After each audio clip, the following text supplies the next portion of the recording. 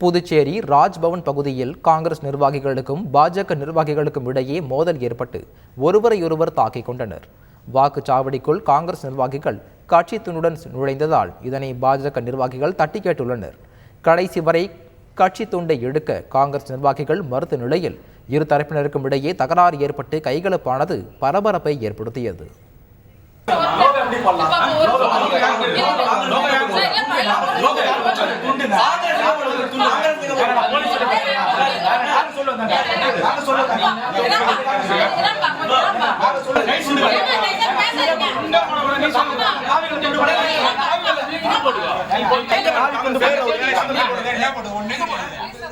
நாமக்கல் மாவட்டம் குமாரபாளையத்தில் அதிமுகவின் தேர்தல் பணிமனைக்குள் நுழைந்த திமுக நகர் மன்ற தலைவர் அதிமுக முன்னாள் அமைச்சர் தங்கமணியுடன் வாக்குவாதத்தில் ஈடுபட்டது பரபரப்பை ஏற்படுத்தியது.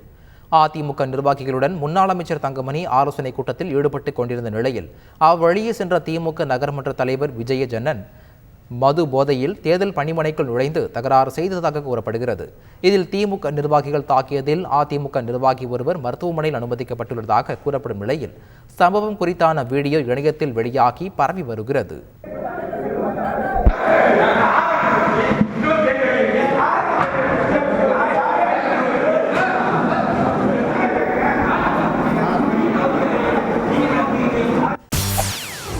செய்திகளை உடனுக்குடன் தெரிந்து கொள்ள உடனே சப்ஸ்கிரைப் பண்ணுங்க.